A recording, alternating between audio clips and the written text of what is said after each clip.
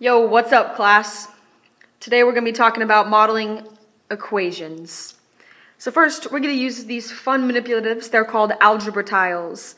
If you look right here, this is representing an x.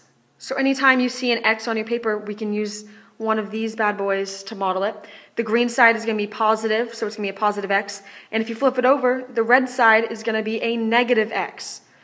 So for example, if you have 2 red, you're going to have, that's 2 negative x, negative 2x. And if you have 3 green rectangles right here, that's going to be positive 3x. And if you look over in the corner, there's these teeny little squares. The yellow side is positive 1. And if you flip it over, that's a negative 1. So if you have 2 of those, that makes plus 2, positive 2. And if that's negative 2. So now that we've identified our algebra tiles and how we can use them, let's look at the notes. One thing that's really important when looking at modeling equations is to look at the key. Sometimes you'll see a problem where you'll have algebra tiles drawn on paper, but this green one could represent a negative and the red one could represent a positive. So it's very important to make sure you always look at the key. But in our class, green is positive, red's negative, or yellow is positive and red is negative. The possible pieces you will see are positive x, negative x, positive 1, and negative 1.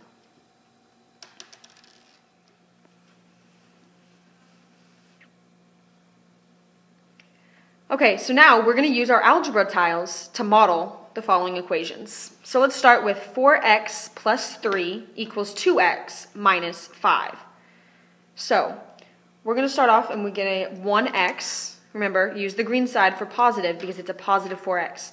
And we're going to get 4 green rectangles.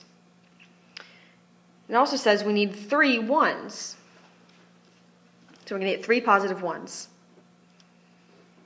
Now, on the opposite side, we're going to get 2x, 2 positive x, and then 5 red ones to represent the negative 5.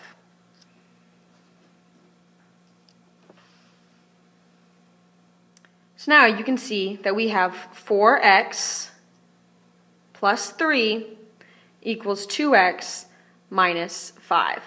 Okay, let's try another. All right, number 2. Number 2 is negative 2n minus 4 equals 3n plus 7.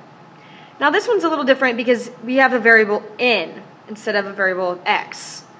But it doesn't matter what variable you use. This is just going to represent your positive variable, and this is your negative variable. So let's model negative 2n with 2 red rectangles and a minus 4, so that's 4 red ones. And that's going to equal 3n, so 3 green,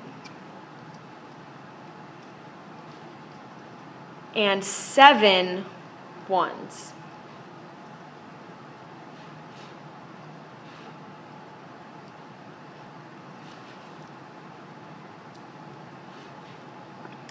And there you go. There's your model for negative 2n minus 4 equals 3n plus 7. Sometimes you will be asked to draw a model on your paper. So we're going to practice drawing the model for number 2. So we have the negative 2n. So we can show that by drawing 2 rectangles and shading them both in to represent the red. We have 4 1s, so we're going to draw 4 little squares, and we're going to shade those in as well to represent negative 1. And we can draw an equal sign, and then 3 positive, and those will be just rectangles not shaded in. And then 7 1s not shaded in to represent the plus 7.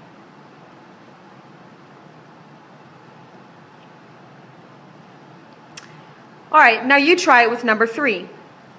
you can use your algebra tiles to model the equation and then draw your model like we did here for number 3. Now, we're going to write equations from a model. So see up here, we have a model represented, and we need to figure out what the equation is. So how many, on this side of the equation, how many x's do we have? 1, 2, 3, but it's negative because they're red. Okay, so how are we going to write that down? I'm going to write negative 3x. Great. Does it have to be an x? No, it can be any letter. Awesome. And then let's count how many ones we have. 1, 2, 3, 4, 5, 6, 7, 8, 9. Are these positive or negative 9? I think they're positive. You're right. So we can write plus 9. Now, equal sign, because we've finished this side of the equation.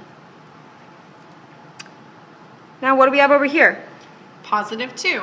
Okay, so write 2x. And we have 1, 2, 3, 4.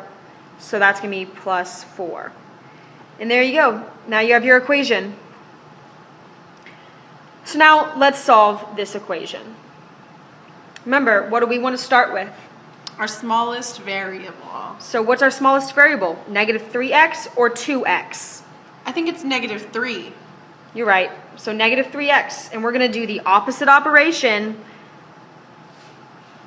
So we're going to add 3x to both sides.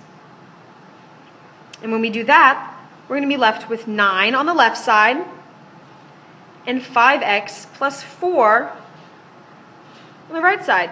Now, we're going to combine our constants, the 9 and the 4, by doing the opposite operation to 4. So we're going to subtract 4 from each side. And we're going to get 5 equals 5x. Divide each side by 5, and we get 1 equals x. Let's go on to question number 5. Now we have this model. So here's the left side of the equation, and here's the right side of the equation. How many x's do we have on this side? We have 5 x's. Okay, so how can we write that? We write 5x. So 1, 2, 3, 4, 5. And I see they're red here, so that means they're negative ones. How many do we have? 1, 2, 3, 4, 5, 6, 7, 8, 9. So we're going to write minus 9 because there are 9 red pieces, which means negative 1. Now an equal sign. And we have 2 green pieces, which means 2 x's. Let's count how many positive ones we have here. 1, 2, 3, 4, 5, 6, 7, 8, 9, 10, 11, 12. So we're going to add 12 to 2x. Now let's look at problem number 6. We have 1 green piece, so we have 1 x. So we can just write that as x. And we have 1, 2, 3, 4, 5, 6 red ones. That's going to be minus 6.